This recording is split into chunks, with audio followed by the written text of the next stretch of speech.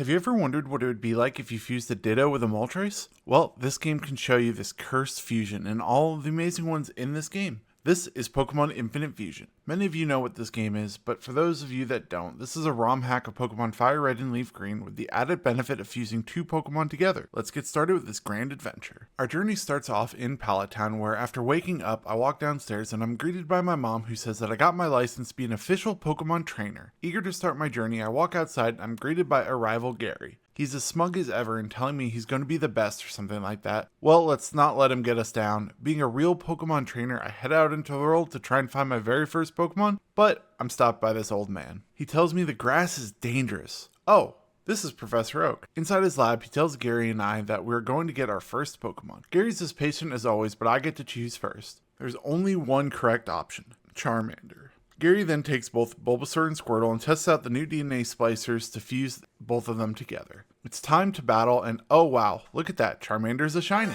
Alright Charmander, let's do this fight. Go ahead and use Scratch, Scratch, Scratch, and you guessed it, another Scratch, and our final Scratch. Easy fight. I'll embarrass Gary at any chance I get. Professor Oak forgot something at the Viridian City Pokemon Mart, so we make our way there. Once we get there, we get our first DNA Splicer as a door prize. I'm sure this will come in handy. Back to Professor Oak's lab, he gives us Pokeballs so we can finally get off on our adventure. Head back to Viridian City, and I think we should try out the DNA Splicer. We head to Route 22 and catch a Mankey, a Spearow, and finally what I was looking for, Nidoran male. Now that we have the start to our team, I think it's time we start making our way towards the first gym. Our first hurdle is the Viridian Forest with all of its bug and poison types. Thankfully, we have Charmander. Let's test out the DNA splicers fusing Nidoran and Charmander together to see how cool this shiny fusion will be, and wow, that actually looks pretty cool. Alright, now that we have this Charmander, it's now time to bully this bug catcher.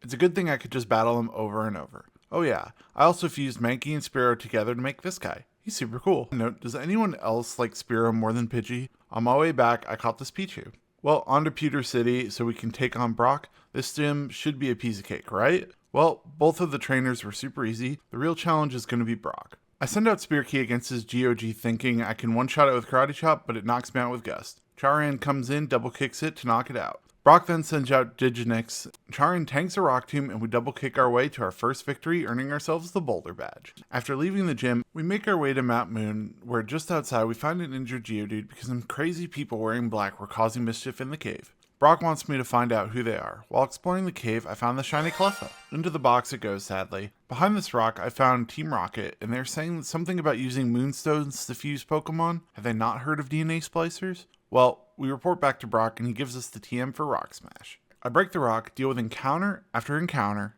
after encounter, deal with trainers, and Charan evolved into Charino. Then Charino evolved, well, into Charino V2. I came across a ton of these black clothed people. It looks like they're trying to perform an experiment to fuse 3 Pokemon together. That's crazy. Their machine blows up and we try and sneak past them, but they force this to battle me. Poor nerd, he just wanted to look for some fossils. I destroy his mods, and after the alleged Team Rocket leave, we decide to split the fossils. I then come across a group of Clefairy who dropped a Moonstone. You know what that means. Charino is now Charking. Wow, I think I preferred the way it looked before.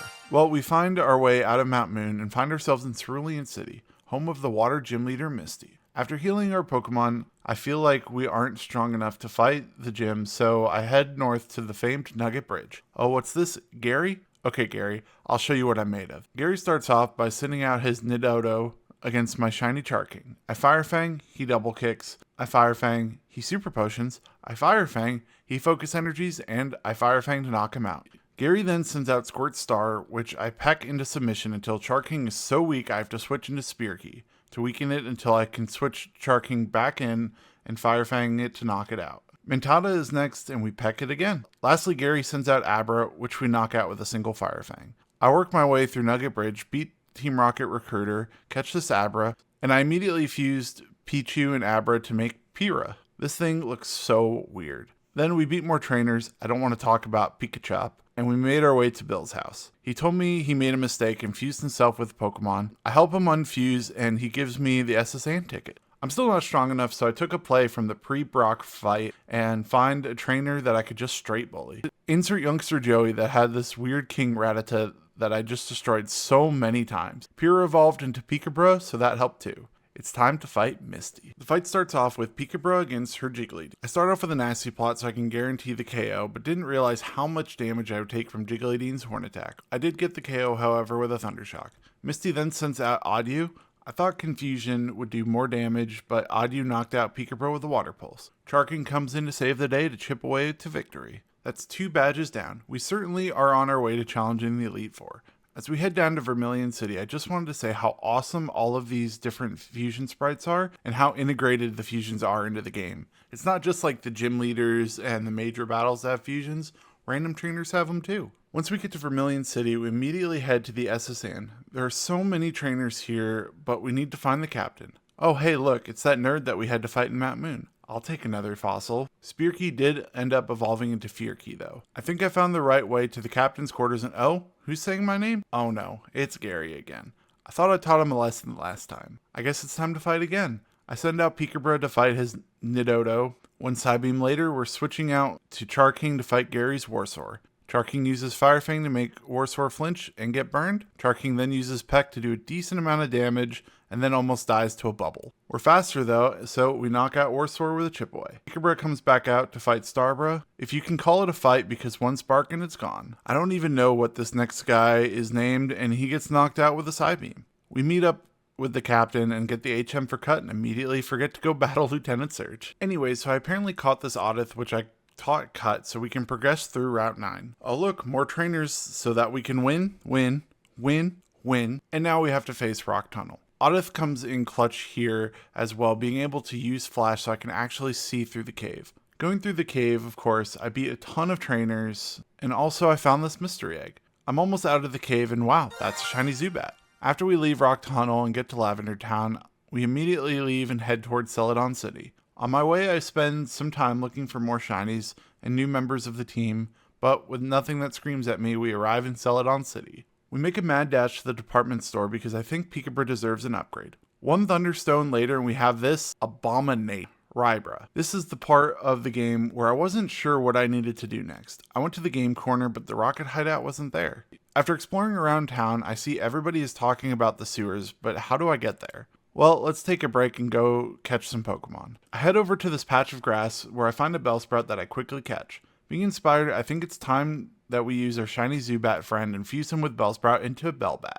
This thing looks super derpy, but I kinda like it. He's weak though, so I head back to start training him and discover something that will change how I grind in this game. This game has a speed up button. This is gonna help so much. Well, anyway, I accept a quest to walk someone's Eevee, and after I finish the quest, they end up giving it to me.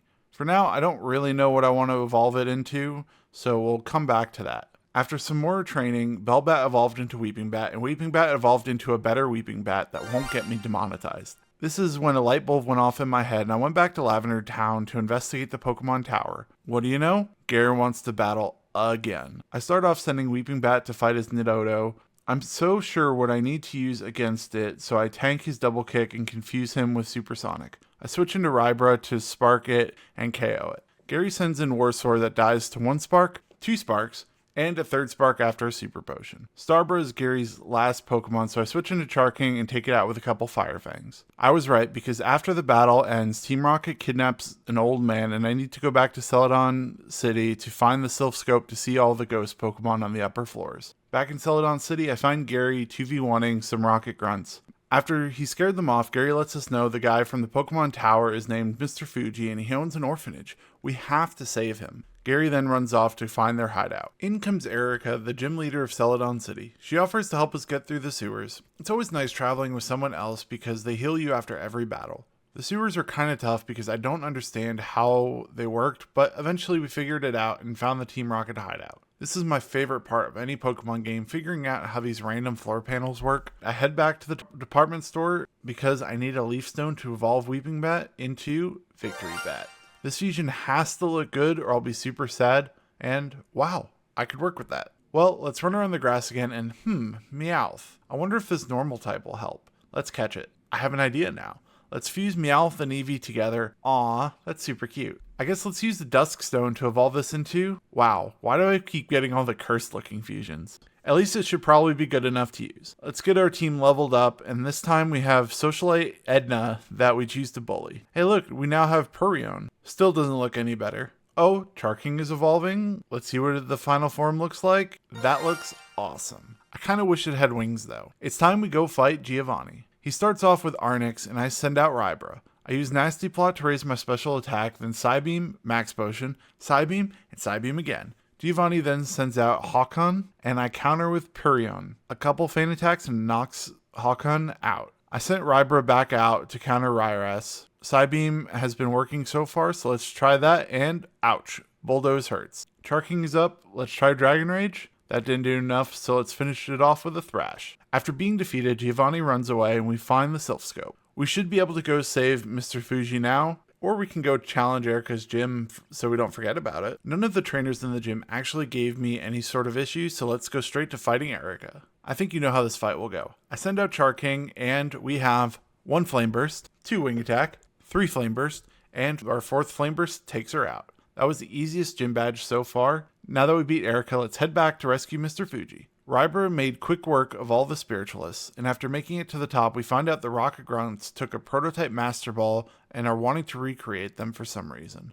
Mr. Fuji gives us the Poke Flute, which will allow us to go battle Koga for our 5th gym badge. Well, let's test out that Poke Flute on the Snorlax blocking the path heading south. A quick catch of the Snorlax, and we're going to reverse Persian, and then let's fuse Snorlax and Umbreon together. I think I can live with Umblax. There's so many trainers in this game on these routes, it's crazy. But hey, Victory Bat is evolving. I love when the names actually don't change when they evolve. At least we made it to Koga's gym in one piece. I think this is going to go a lot like Erica's gym, where we can do it all with Rybra. Okay, Rybra, let's do this. 1 Psychic, 2 Psychic, 3 Psychic, and oh, bye Rybra. Charking, can you finish off the fight with some Flame Bursts? Well, no, but that's why we have Victory Bat. Oh, Rybra, you're evolving? Well, hello, Rykazam. Our team feels like it's really coming together. Now we get to do my least favorite part of the game. I pay 50 Pokédollars and try and find Surf in the Safari Zone. There's so many zones here, I'm not really sure how I'm supposed to find it, and oh, my time is up. 50 more Pokédollars later, and I guess I won't go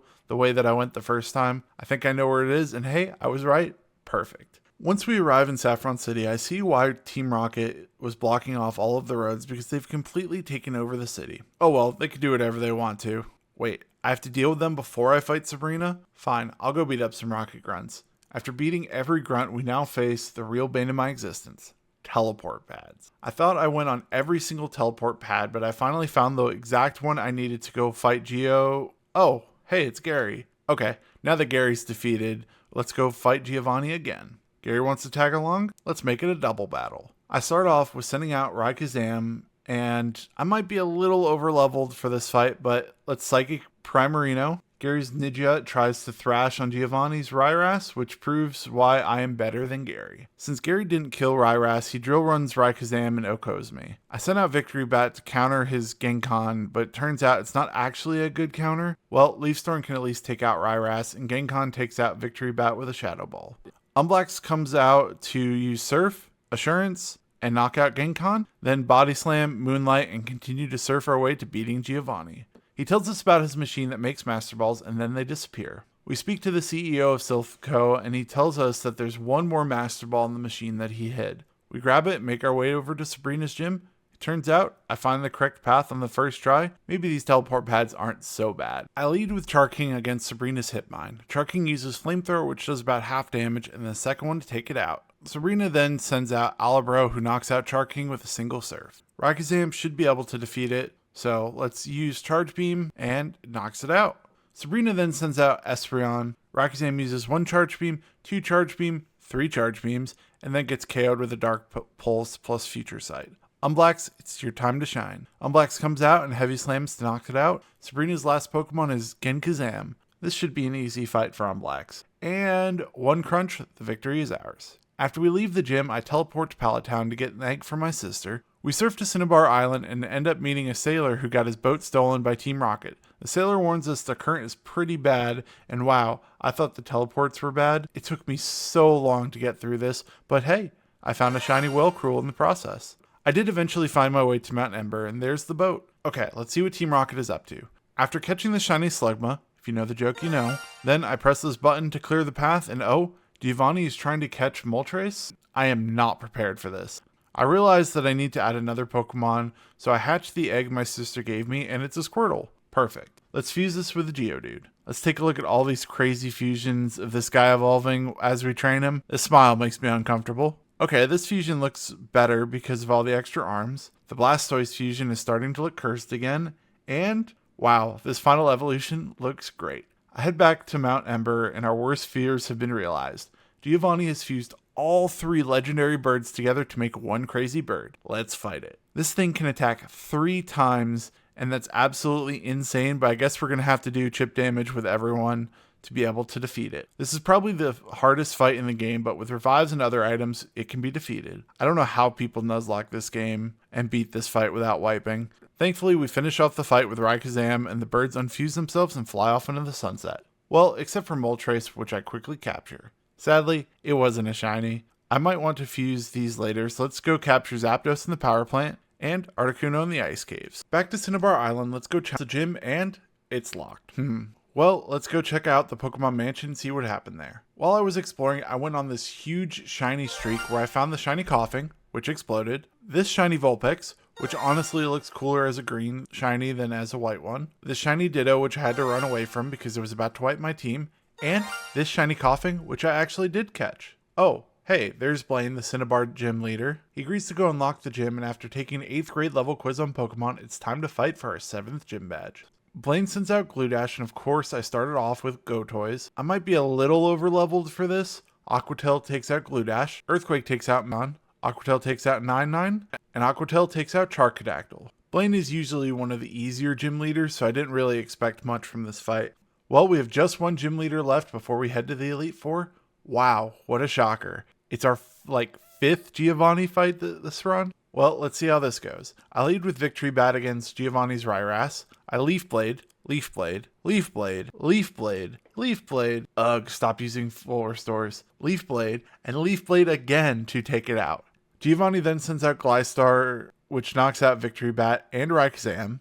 Gotoys then comes in and knocks it out. I send out Charking, and wow, when did he get wings? If Giovanni can use full restores, I can use revives. Out comes Rayquaza again, and Psychic takes it out. Then Rylax comes out, which I bring out Gotoys. Let's use Earthquake and, well, another revive. Victory Bat comes out again to use Leaf Blade, and another Leaf Blade to win the fight. Off to the Elite Four we go. On the way there, Gary wanted to fight us again, but he was so easy, so I don't want to waste your time with that. Victory Road was not super eventful, so this is about to be the peak of our journey. The Elite Four. First up, we have Lorelei, and Rayquaza should be able to take her down. I start off using Charge Beam to raise my special attack, and Psychic, which lowers their special defense. Lorelei also likes using full restores, but Rayquaza takes it down.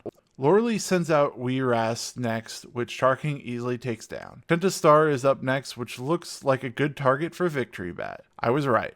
Manbro comes out and also looks like a good target for a Leaf Blade. Can't be right twice. It's a good target for a Stone Edge, however, from Gotoys. Stone Edge is good against Gingrowth as well, and with a Skull Bash, we win this fight. Bruno is up next, and I lead Rayquaza again because Psychic should beat fighting. I start off with 2 Calm Minds to raise my special attack, and we have 1 Psychic, 2 Psychics, 3 Psychics, 4 Psychics, and for the final Magnix, I bring in Charking to take it out with a Flamethrower. 2 down, 2 to go. I think Agatha also needs to feel the wrath of Rayquaza. Let's see how that goes. And well, not well. Okay, on Blacks, Crunch, that's better. Now use Crunch again. Oh, counter exists. Victory Bat should be able to finish it off though with a knockoff and knockoff again. Umtar might be a little harder being a dark ghost, probably, but that's why we have Charking.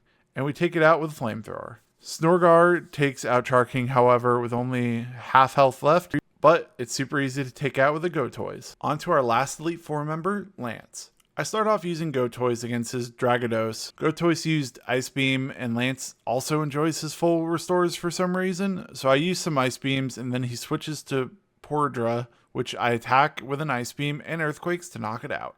Togonite then comes out and knocks out Gotoys. I bring out Rayquaza, which gets knocked out by an Outrage, but Charking knocks it out with a Thrash. Charking also takes out Dragados with Thrash. I use Max Revive to bring Gotoys back out against Pterodactyl, so I can take it out with an Aquatail. Typhanair takes out Gotoys again, but loses to Rayquaza. We've successfully beaten the Elite Four and became the... Wait, someone else became the champion before me? It's Gary, isn't it?